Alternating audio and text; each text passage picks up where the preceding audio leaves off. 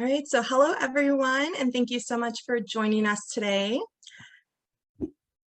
My name is Felicia Fuller, and I am the Director of Operations here at GBRI. And today's webinar is being brought to you in partnership with the Collaborative for High Performance Schools, or CHIPS. While we wait for everyone to join, let me go ahead and introduce you to GBRI.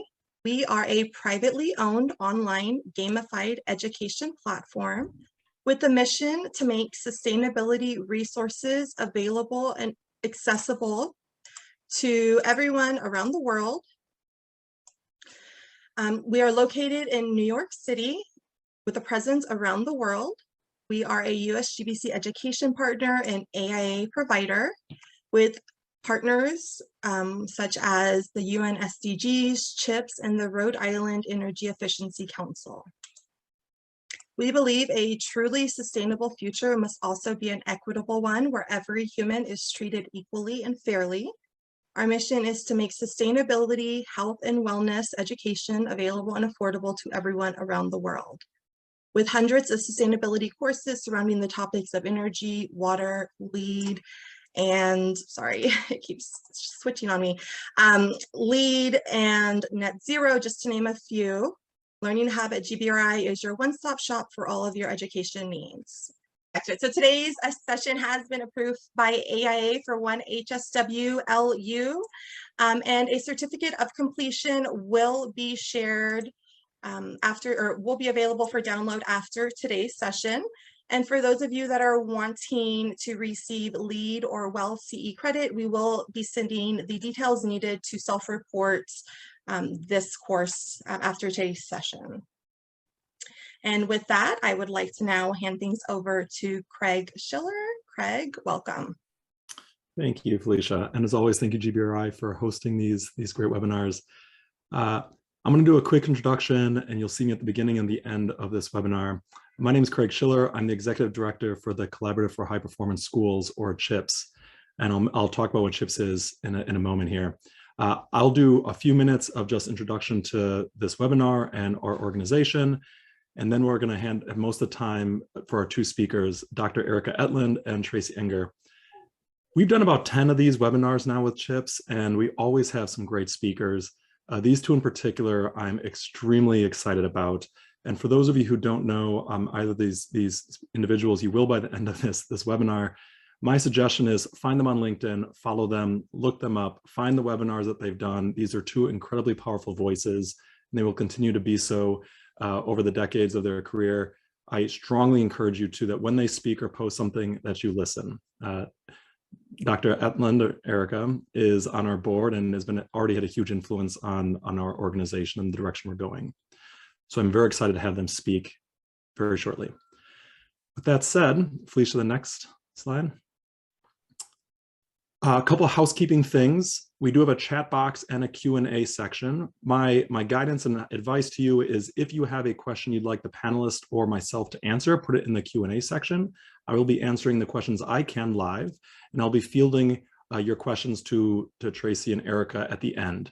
If you have some regular comments, chats, introductions, where you're from, etc., please put those in the chat. That helps me filter and organize.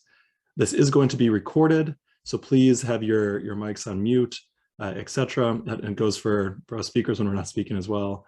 There's gonna be a lot of content in this slide. We will share the recording afterwards, so do not worry. All of these slides will be available for you. All right, next. Just a quick introduction of CHIPS. For those of you who don't know, we are a nonprofit. As our name suggests, we are a collaborative of building, health, and education professionals, all dedicated to make our education and our built environment for schools better. We do that by providing technical resources. Right now, our main programming is in building criteria, similar to LEED or WELL. We have a large set of criteria for schools that are specific to schools and have a higher priority on student health and performance, but also include things like energy and water, very similar to LEED. We as an organization pride ourselves on our technical prowess and our education abilities, like these webinars. To do that, we do rely on membership. So if you are interested in joining the movement to improve the school system that we have, please consider joining and visit us on our website to find more. Next, Felicia. Just a quick overview. We have over 700 schools that are CHIPS verified in the US. We have 14 states that rely on CHIPS or LEED or Green Globes to provide their buildings with a higher level of criteria. For CHIPS, we have 60 school districts that are committed to using CHIPS for all the school districts. So we're very excited that we have been growing in that way to help make sure our schools are better than the baseline. Next slide. With that said, all of this, as I mentioned, is possible through our sponsors and our member support. This webinar series, which we've had 11, will be next month. This is our 10th, has provided to you by these generous sponsors.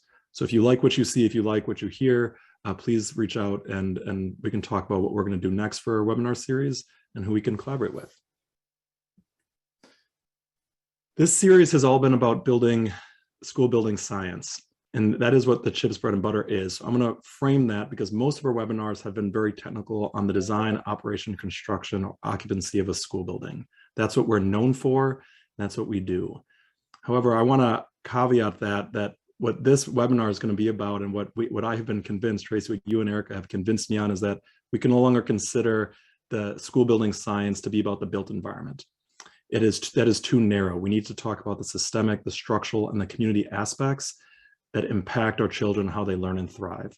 So from now on for CHIPS, when we talk about the body of knowledge that impacts our students, we're not going to take the built environment and it's by itself. We're going to expand our boundaries because as we will all hear in a moment, that is very important, essential. These are the learning objectives for this webinar. So I will remind the speakers of these webinars, which they created, and I'll remind you of the audience that this is what we're trying to get out of this. If you have any questions related to these objectives, again, please put them in the chat. Myself or the audience, the speakers will answer those throughout the webinar and at the end. Okay, with that said, no more delay. Let's have our wonderful host take it over.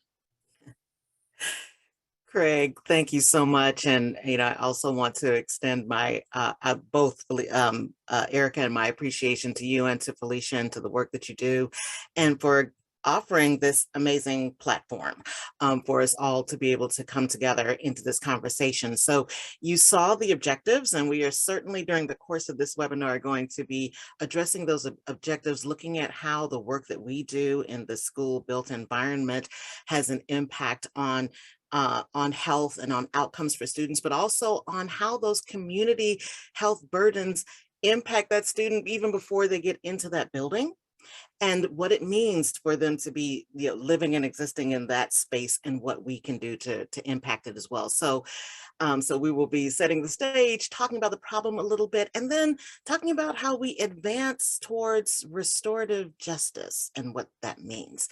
So setting the scene a little bit, I want to prepare you for the fact that today we will not be giving a presentation, okay? Instead, what we are offering is an invitation into a conversation. And recognizing that a conversation is a really powerful thing because the word conversation really means to change together. When you are in powerful conversation, both you as the speaker and the listener should be changed by that experience. And so that's what we're hoping to have happen with you today. And so we're going to be in a conversation where we are sharing our insights and our experiences and some of the moments of transformation that we have had in this work, with the hopes that it will help you tap into your own experiences so that you can add your voice to this ongoing conversation that is ultimately about changing some of the fundamentally important things that we are engaged in our work and in our world. So by way of introduction, for myself, I am a returned Peace Corps volunteer, and I entered into Peace Corps. I'll be transparent with you. I entered into Peace Corps with motives that were not exactly altruistic. Okay, they were a little self-interested, but the experience was so powerful for me that I fell in love with service, and especially with public service and with servant leadership. And this is where I fell in love, at Sumbuya Secondary School in Sierra Leone, West Africa. And this is where I learned so many lessons in service and leadership and the power of education, and I got my passion for schools. And what I learned there is that people everywhere, all over the world, all want the same things for their children. They want their kids to have the best education that they can in a safe, clean, healthy environment that they can be proud of, and to give their kids a chance to do just a little bit better than they did. Everybody wants the same thing. So when I came to EPA, I was really excited to be working on this indoor air quality management program in schools, indoor air quality tools for schools. And as I began to travel around with this work with EPA, I've worked with hundreds of schools across the country. And I've seen schools that have made my spirit soar. And I have seen schools that have broken my heart, sometimes in the same day, sometimes in the same district. And I've also heard school administrators talk about things like applying the Robin Hood principle, this idea of robbing, the rich to give to the poor in order to achieve something that comes close to the appearance of equity. And what they were really talking about without realizing it was this concept you see here, this concept of restorative justice. It was an innate understanding these leaders had of the harm that some students were experiencing and a drive to achieve healing and justice for those students. So the question for me was, how is my work on indoor equality in schools connected to this idea of equity and justice? So, and what would it take for me to advance equity, healing, and justice in my work? And I realized that in those schools that made me cry, it takes more than just implementing an indoor equality program. I didn't have a label for it at the time, but now we know that what it requires is environmental restorative justice. To truly protect people from harm would require that I engage in dialogue, direct participation, and accountability with these school district communities. But what does that mean? And what does it look like? Well, part of the problem is I firmly believe that we have allowed ourselves to accept intolerable situations in our school buildings. A 100-year-old house, we treat like a historic treasure. We repair it, we restore it, we put plaques on it so that nobody misses it, so that we can honor it. But when you have a 100-year-old school, what do? We condemn it to a slow, painful death from neglect and despair. So because of that, I have a little bit of a problem with terms like equity and disparities and even environmental justice, because to me, they're a little too sanitized and too detached, and they're jargony, and it makes us think and believe that we don't know what they mean when we really do know what they mean. Because basically what these words mean is that because of the way a child looks, or how much money that child makes, or the zip code of the school they attend, that child is more likely to have asthma. They're more likely to be exposed to asthma triggers in schools that cause an asthma attack. And if they are a Black or brown child, they're more likely to die from that asthma attack. They are more likely to die from a disease that is manageable and we know how to manage, from asthma triggers that are controllable and we know how to control. That's not a disparity. That's a disgrace. That is a miscarriage of justice.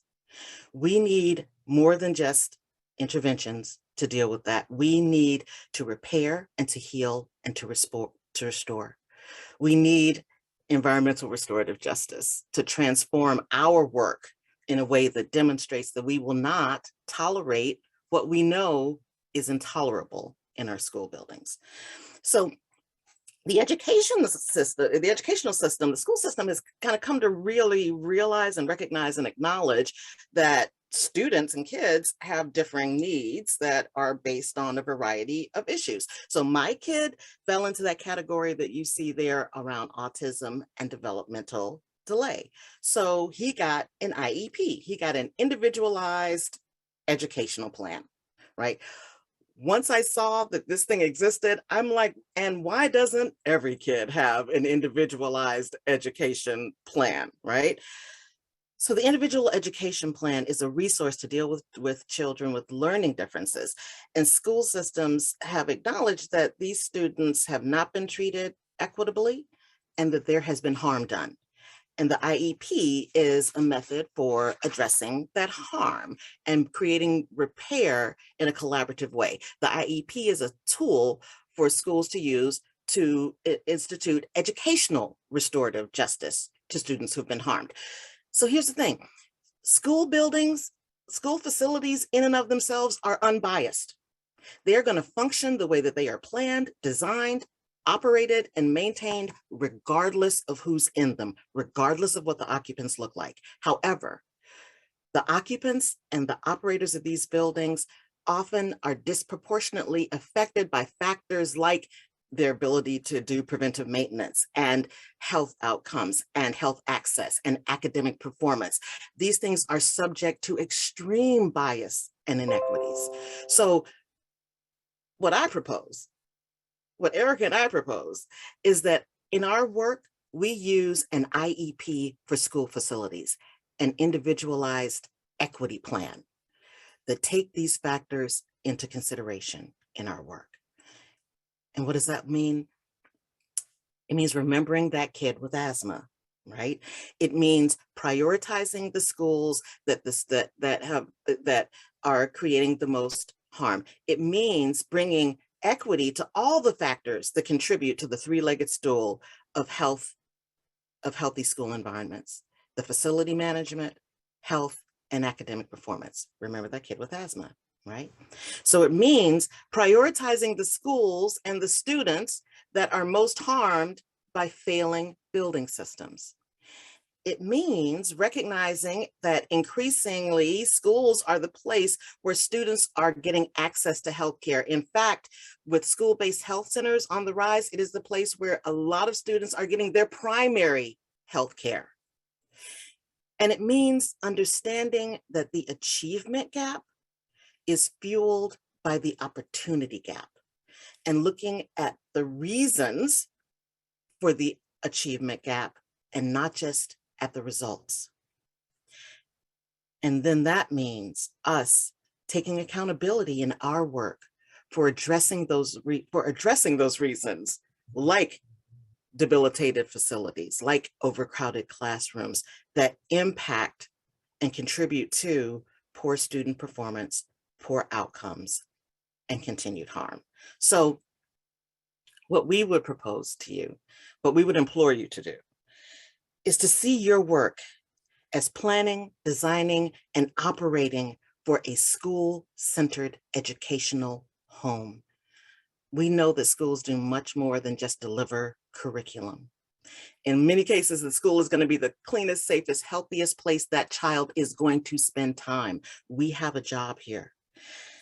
So we need a place that privileges the student at the center of an array of services in a school facility that is building equity and operationalizing environmental restorative justice to repair harm and ensure dignity for all students, all staff, all communities. So let's get to it. Oh, all righty, people. So we're in it together. Tracy and I have had a lot of energy and thought going into this, and it's been definitely a deeply reflective one for ourselves. And Tracy set it up beautifully. We have to be thinking about facilities, health, and academic inequities. And yes, those are sterile terms, but I think what's important for me is that we have to start with our health motivations first. And so one thing, we're pleased to be here and sort of a part of this with CHIPS, because so many of these features, these are, when I was at Harvard as a doctoral student and leading some of the school's research there, we found that these were key environmental factors that drove student health thinking and performance. And we wrote a long report about it where we reviewed 30 years of research. And we found that there was 70 indicators of student success that went way beyond test scores, whether it be asthma, absenteeism, concentration. And so these are fundamental things. We know these relationships exist. We're exposed to these conditions of thermal health, noise, acoustics. But what was really important for me is that when I joined Perkins and Will, I thought those 9 foundations would be what I brought to the second largest architecture firm as the first public health scientist, and wasn't that great. And yet what happened was 3 weeks later, the pandemic hit, and we realized we needed a much more holistic lens when we thought about addressing equity and health in our schools. And so we saw a rise in child abuse, the digital divide, the rise in individualized technology, food and housing insecurity. And so much like Tracy's 3-legged stool, it was important for us to go beyond the physical conditions where we must mitigate risk, but how are we going to meet students where they are? How are we going to empower teachers to adapt to those conditions that they're dealt with? And so what this brought to me was, okay, well, what is the prevalence of these health conditions? And our current child health crises in this country right now are showing that there is that inequitable distribution of resources for prevention. And we know that these health outcomes are related to losses of attendance, learning, self-esteem, and safety. And what's important to this conversation about environmental restorative justice is that in the US, only 32% of the population is Black or Hispanic, but these children disproportionately experience the burden of the action or inaction that we are taking in our schools. And so to me, this is where our opportunity lies. It is an economic opportunity where we see that if we started to think critically about how we address obesity, there is a lot for us to gain. When we think about this pandemic, it was much more than air quality that impacted our students. In a study of nearly 500,000 children, they found that the rate of body mass index increased nearly doubled during the pandemic compared to pre-pandemic period, and that the fastest increase was most pronounced in children who were already overweight or obese and younger school-age children. And so as I come at this from a design and operations lens, I think about, well, have we designed our buildings with a health-first approach? Have we thought about how our K-12 spaces can ameliorate these types of health crises that face them? And just as Tracy talked about it, asthma is an important indicator of health outcomes, because for many of our students, this is the #1 reason they are missing school. Before the pandemic, we saw that there was 14 million school days missed a year due to asthma. We saw that there was billions of dollars lost because of missed work days for parents taking care of kids that were missing school days because of an asthma exacerbation. And that it was disproportionately falling on our students of color as well as our low-income students. And so we have to get to this point where we say enough is enough. And to me, I would argue that we have known that there has been an indoor environmental justice issue for a long time. We often talk about outdoor and siting issues and proximity to roadway, and yet we have studies from 7 years ago that even document that our Black and Hispanic students and low-income students are typically in low or under-ventilated spaces, as well as in spaces that are not properly tempered for their learning performance. And so what these graphs are showing is that you see that kids that are on free and reduced lunch are constantly in places that they are underperforming. The building is underperforming, and so we also know that the students are underperforming. And so this is, to me, where we have to be thinking about how do we build on environmental justice activism, because this is where the restorative piece has to come in. We have to act on the information and data that we know. And the reason I think we are uniquely prepared to do this now as designers, as facility managers, is the fact that our kids are spending 15,000 hours in these spaces, in our care, in places that we know that they are going to have their lungs grow until the age of 18, that their circadian rhythm is going to be more sensitive daylight than their adults. They're going to double in height from the age of 5 to 12.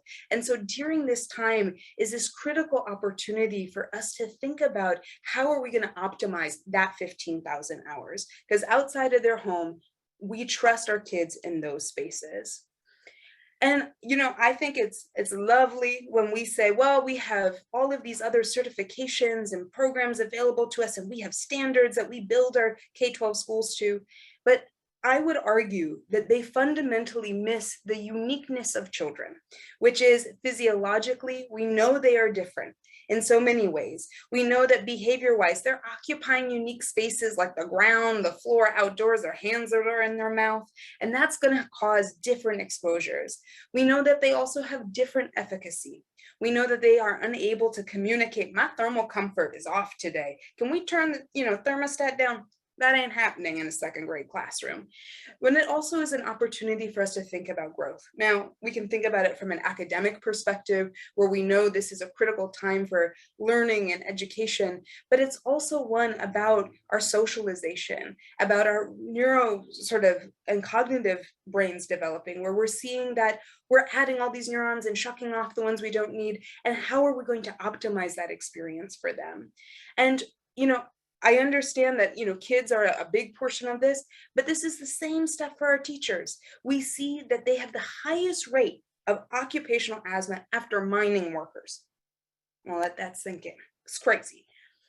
And so how did we get here? And why do I think we're at a point where restorative justice is actually an opportunity for us? Is that we have to acknowledge our funding practices in our schools. And, back 100 years ago, we had a fixed amount per student. And yet, over time, we started to change the way that we were evaluating this, where we were providing money for achievement, we were providing money based on local taxes, and we had to sort of respond in different ways. But it gets to what Tracy was talking about in terms of an opportunity gap versus an achievement gap.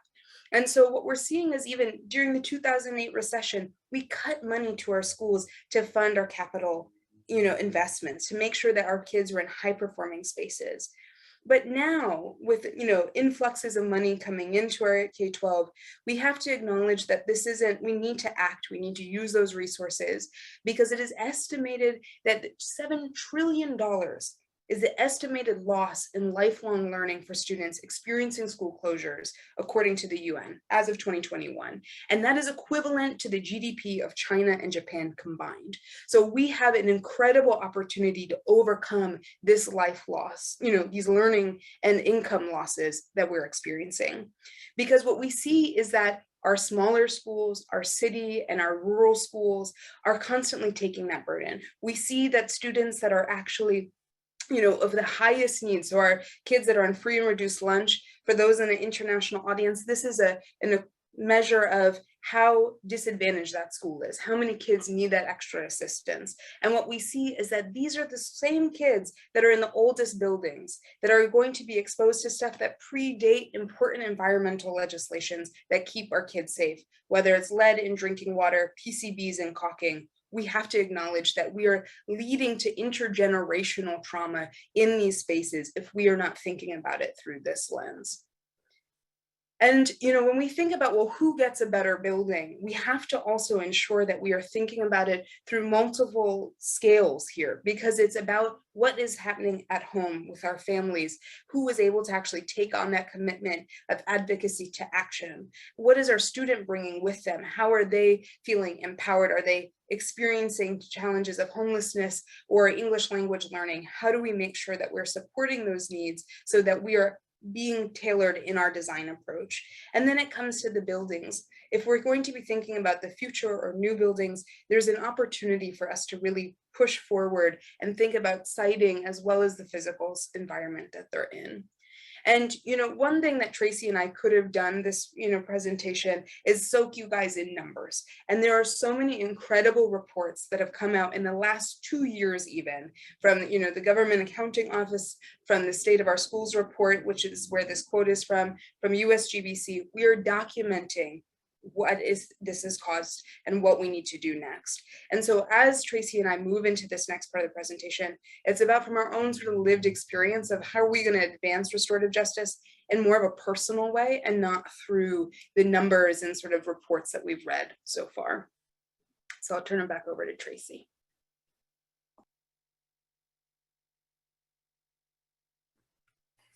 Thanks, Erika.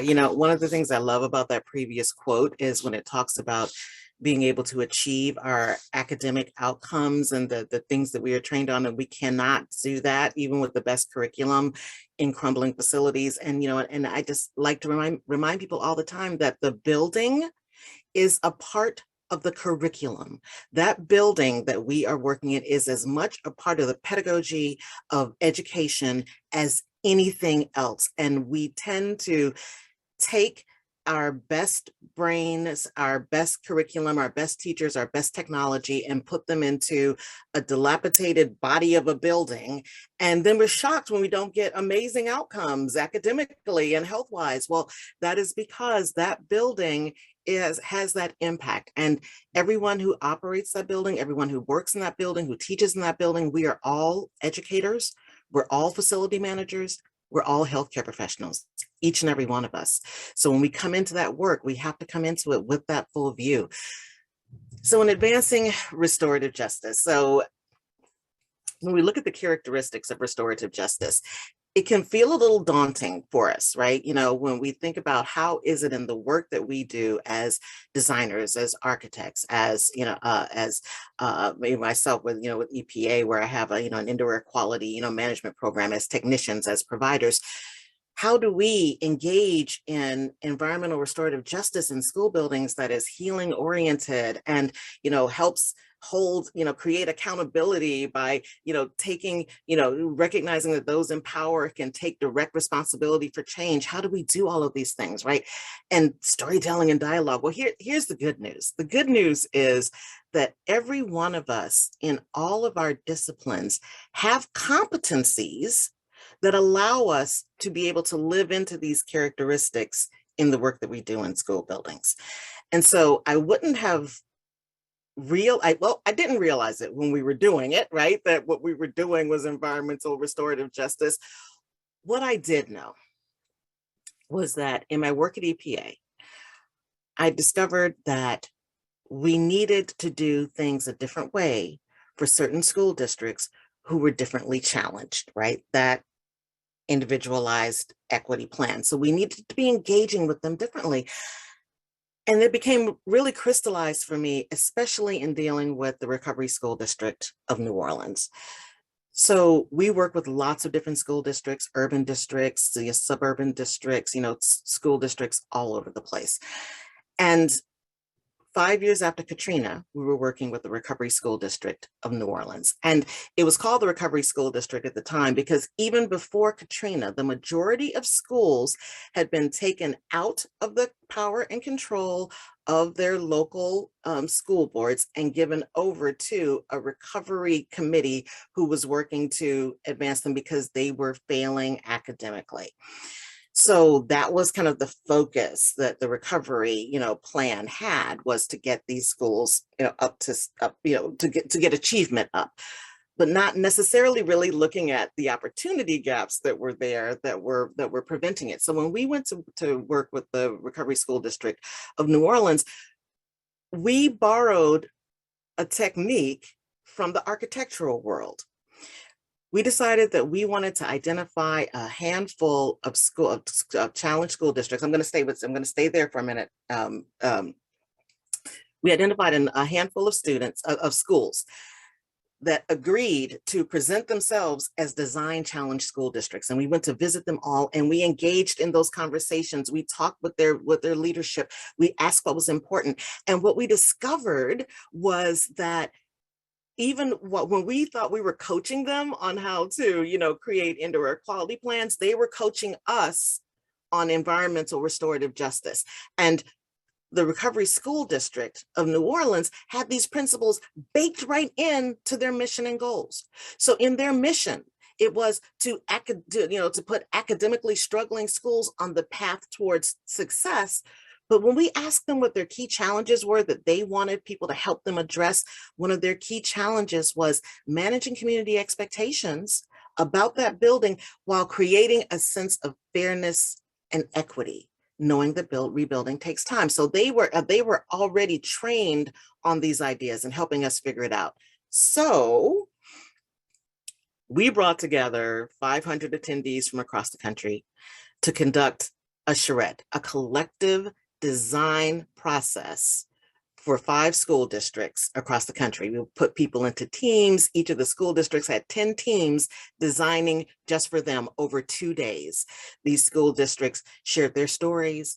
They all worked together with their teams. They rallied together. They railed together. They cried together. And then those teams gifted them with what came out of their heads and their hearts and their hands. They gave them a designed IAQ plan for each design challenge school district. They all walked away with 10 plans that focused not just on improving the facility's indoor air quality, but addressing their desire for equity, healing, pride, and justice. And what we did, and you can see here, people were so excited to bond as a community with these school districts. They walked away with colleagues and friends and a network and support of other school stakeholders from across the country. And they took those plans home, and we got pictures from Philadelphia and from Ponca City and from New Orleans about how they put up their presentations in their meeting rooms so that everyone could see them, and to keep themselves accountable to this messaging and to what they were doing and to a bigger picture of equity and justice for all of their students. And we at EPA were able to create that container using the charrette technology that we borrowed from the architectural world. We know how to do this. We can do this. We know how. We know how. Erika, tell them what else we know. So what else do we know? So if we apply this though to a specific building, I want to share something, and we promised Craig some time for questions, so I might go through this fast, but maybe in questions, if there's more stuff we want to dive into, we can. But I want to share this story about, it's a Boston public school, and it is really something quite special, because when we talk about those 5 principles of environmental restorative justice, it is healing oriented. So these are students who are living with different conditions, whether it's cortical visual impairment, epilepsy, cerebral palsy, and these are students that normally would die in childbirth, and yet because of medical advancements are able to live through adulthood. And so it is a very unique population where when we talk about, thinking about health, it is not a like to have, it's a must have. And yet for the principal of the school, he was keen on the fact that he wanted his students to be seen as learners and not as medical patients. But what's so important about these types of students with cognitive, visual, auditory disabilities is that they're typically institutionalized, especially for people of color. And so you have this legacy of just an even more advanced version of racism and environmental racism playing out. So when it comes to the Carter School, these are kids that we are trying to think about, how do we design for those 9 foundations, but also the 7 senses that are going to help them learn and understand the world around them, because we're trying to do the work that's going to move them forward so they can communicate. So these are these incredible students and the staff that is so committed to seeing them succeed and communicate and share in that. And so this is why, for us, it was incredibly important. This project actually started right at the beginning of the pandemic. We got to visit, before lockdowns, but it really required a lot of responsibility and identification of the harms that they were experiencing in their current space. And their existing building is one where you can't even get 2 wheelchairs down the hallway together. So we are realizing that this was a space that they have been in for decades that was not designed for them. And so for us, we wanted to understand, what did they want? And the power, and exactly what Tracy was getting at about storytelling and dialogue and having that shared engagement. I want to share a short 2-minute video, I promise, because I think it captures what all of those individuals walked away with and what they had to offer us. So hopefully you all can hear it. This to me is one of the most exciting days that we've had together. We've been working years and years and years to get to this point. It's been a lot of rushing to wait, a lot of dreaming, and now today is the day where we really get to put into action all that we believe that we can accomplish for our school, who we are as the Carter School. These visioning sessions are really going to provide our design team with the opportunity to deeply learn more about who we are as a school. This is their time to really find out who the Carter School is as a community, what we value, what we believe, and how that will translate into creating our dream school for our students?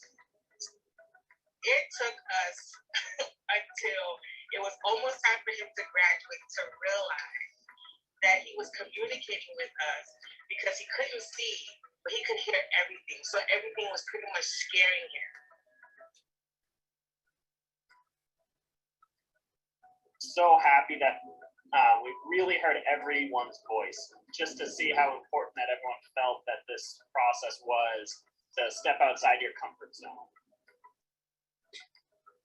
So all of this to say is that that visioning session was important because the staff that is helping these students, by having sort of a virtual platform, by being able to connect with them in this digital way, we were actually able to reach more of them and have that ongoing communication for over 2 weeks of that, and then continue to have those moments of storytelling and engagement, because otherwise we wouldn't know what we were solving.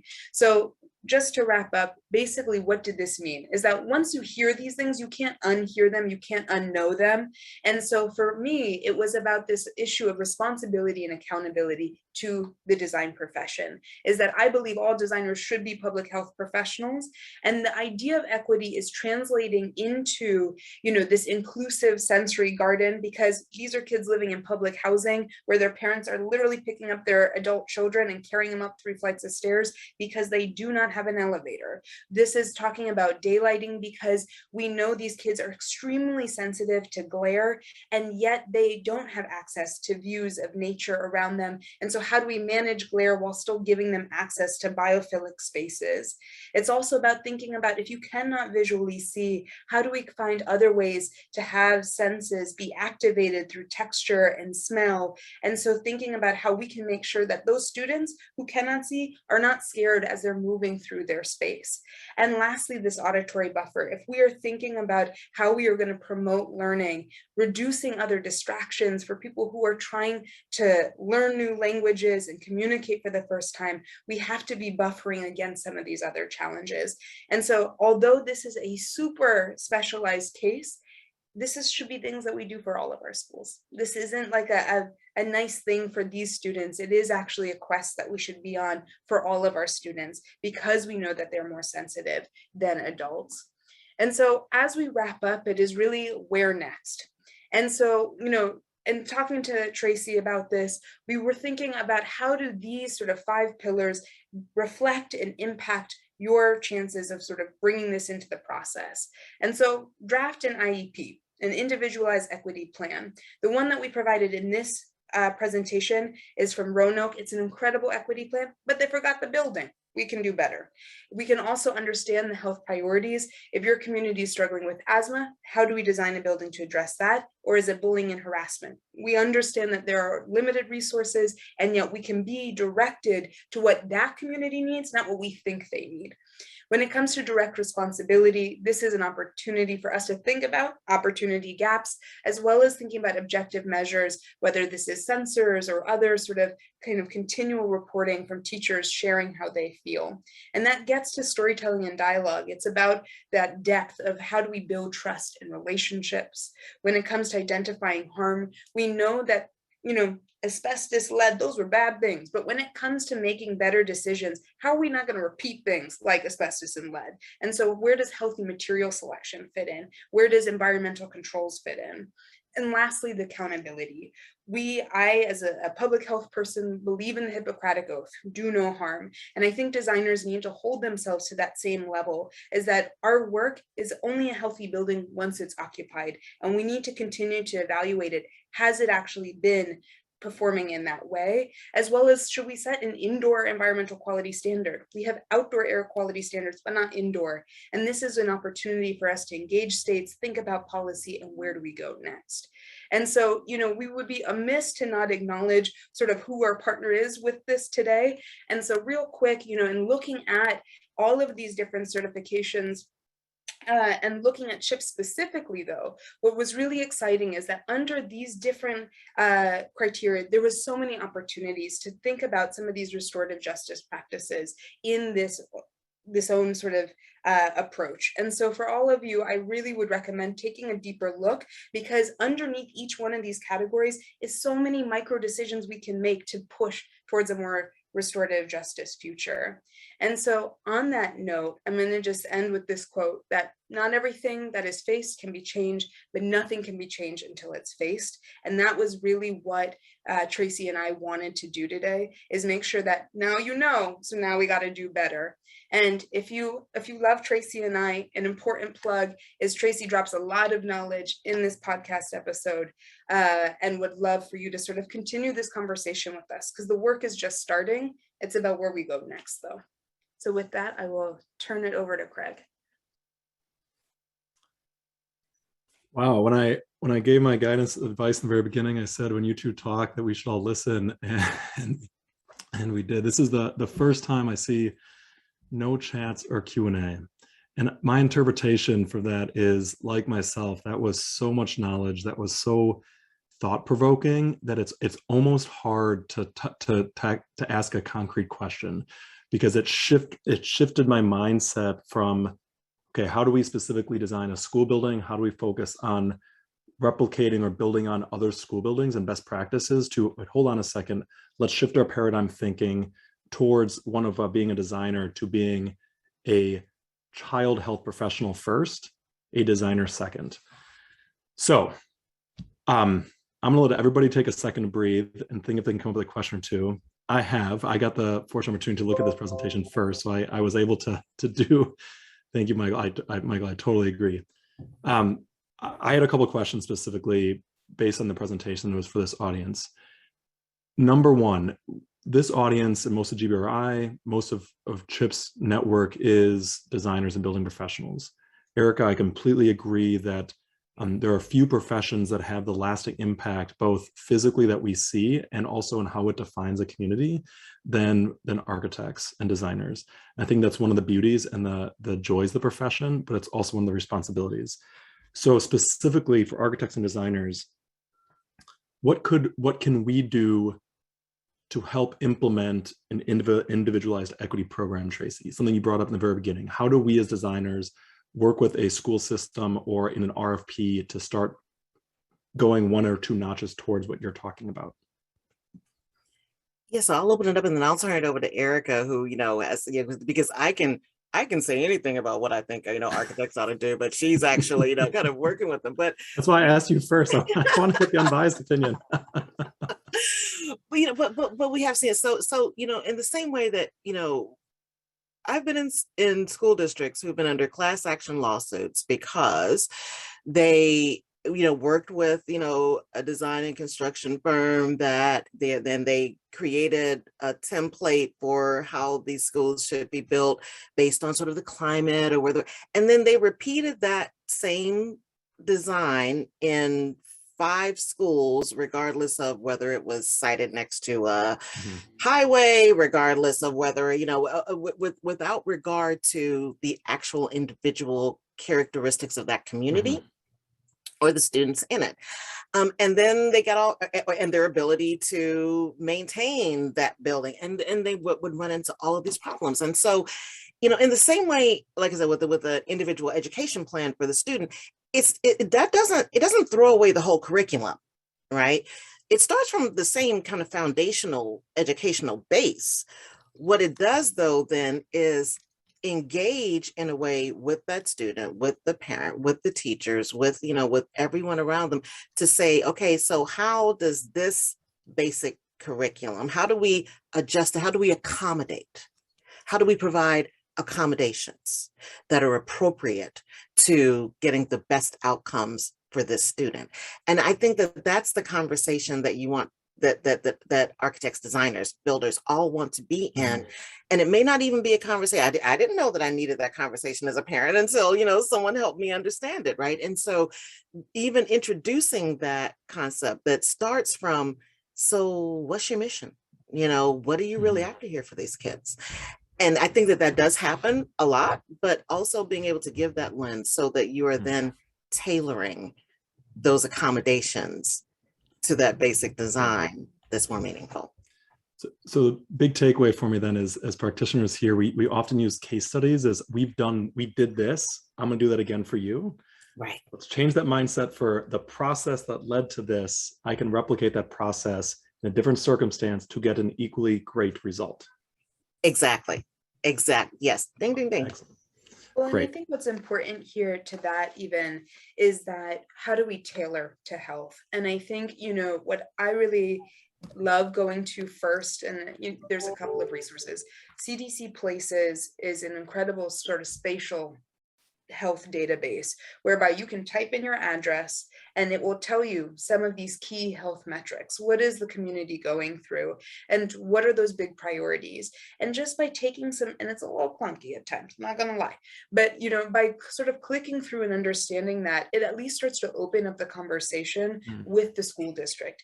Because these people who are entering the building, whether it's teachers, staff, facility folks, the students themselves, parents, are bringing whatever that health context is in with them in that school. And these things are happening intergenerationally. And so, even if there are adult health metrics, I feel comfortable saying, well, we need to be working on that.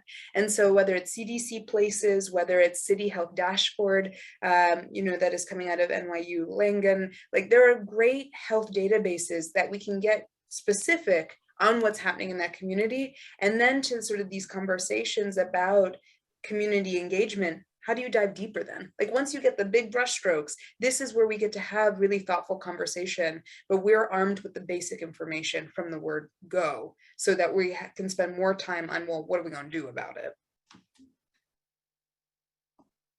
Yeah, so Erika, yes, and you partially answered a question here that was just asked live, so I'll just repeat it. Do you have any knowledge of any resources that link examples of equity components to a school, facilities, book, toolkit, evaluation matrix, etc.? You just listed a few, so let me just say, we can follow up with GBRI, or maybe in a future CHIPS newsletter, we can have a follow up to this webinar where we list some resources. Is there any other one? References in the slide deck, so when those get uploaded, we can definitely include those. I think to your point, there's no one size fits all, and I think for me, I caveat some of this because I want people to be thinking about it in a tailored way. Restorative justice has to be personal. It has to acknowledge the context and the history. I think there's a lot of good research happening across different fields, and I think if there are individuals who are interested in sort of diving deeper, Tracy and I would sign right on up to start to kind of consolidate that. And what does that mean? And what are those driving questions? And how do we do a better, charrette to ensure that we're getting to that IEP? And so, Tracy is certified in charrettes. I had no idea. And so this is an opportunity for us to, I think, set that course, because what's interesting from an academic perspective is that the research has been focused on environmental justice. It's been focused on some of this sort of, we need movement and attention, but the data has been doing that for decades. And so what we're really at is we need action. And I think together kind of documenting what actions look like for different health conditions, those are the strategies that really, I think, make a difference. I completely agree. And to echo that from one step further back outside the equity issue, resilience has been a similar topic that has been emerging from a very nebulous concept in this space. So now we have some concrete examples, but we don't have a resource that you can just send somebody to say, hey, this is how you be resilient. It's about place.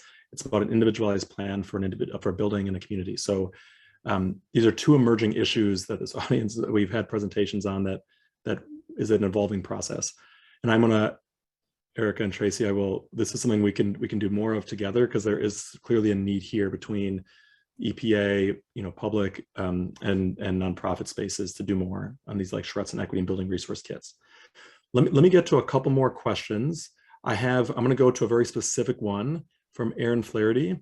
The video that you shared, Erika, one specific thing that maybe this audience can do better is using some specific tools in charrettes. What tool did you use when doing that charrette? So we used Mentimeter.